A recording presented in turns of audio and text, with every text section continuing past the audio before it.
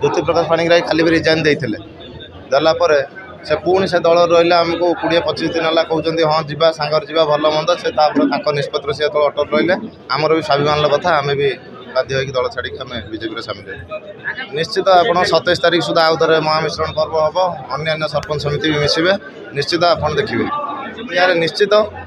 किए जितबारे आगे आम कहीपरूनी ये जनमत कथा किंतु आम निश्चित चेष्टा करूँ विजु जनता दल जो थिलु आम 10 वर्ष चेष्टा करूँ विजु जनता दल को आगू नहीं 1 नंबर कर बर्तमान आम बीजेपी सामिल होइछु आम 100% आम एफर्ट देवु बीजेपी काम करूँ बीजेपी को जितेकी आम खैरा माने खैरा सिमुलियार स्वाभिमान रखापी आम चेष्टा करूँ। जानी विश्व युग पुरुष नरेंद्र मोदी का आदर्श अनुप्राणित हो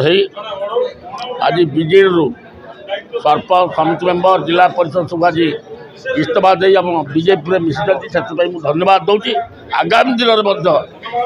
आउ देखिए 2-3 दिन भितर आहरी बहु संख्यार बीजेडी कर्मी जोग देवे। आज कुपारीर मिश्रण पर्व निश्चित भाव में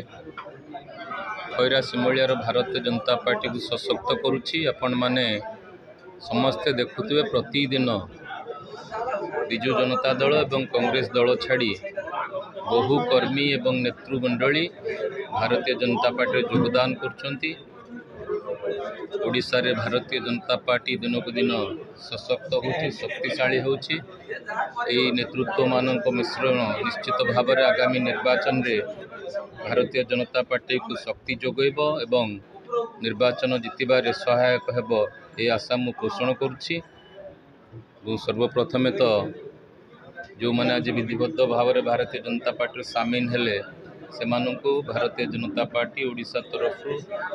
स्वागत करुच्ची अभिनंदन जनाऊँगी। भारतीय जनता पार्टी परी एक राष्ट्रवादी राजनैतिक दल रे राष्ट्रहित काम करने सहयोग हाथ बढ़ी धन्यवाद भाई प्रकाश भाई संपद भाई शशांक भाई एवं शंकरा भाई एवं जुई महिला नेत्री एवं तांकर सहयोगी माने समर्थक माने हम सहित जोग देथिबारु निश्चित भाव में भारतीय जनता पार्टी शक्ति वृद्धि देखो आजिका दिन में तो सारा ओडिशा रे गोटे परिवर्तन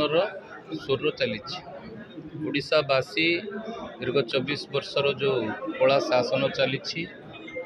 ए पर्यंत 24 वर्ष शासन कला परे राज्य सरकार साधारण जनता को मौलिक आवश्यकता पूर्ण करिपारुना स्कूल हो शिक्षा हो स्वास्थ्य हो गमनागमन हो बिजुली हो किंबा पीवा पानी हो यदि 24 वर्ष शासन काल रे ये सब ठीक हो न पारिला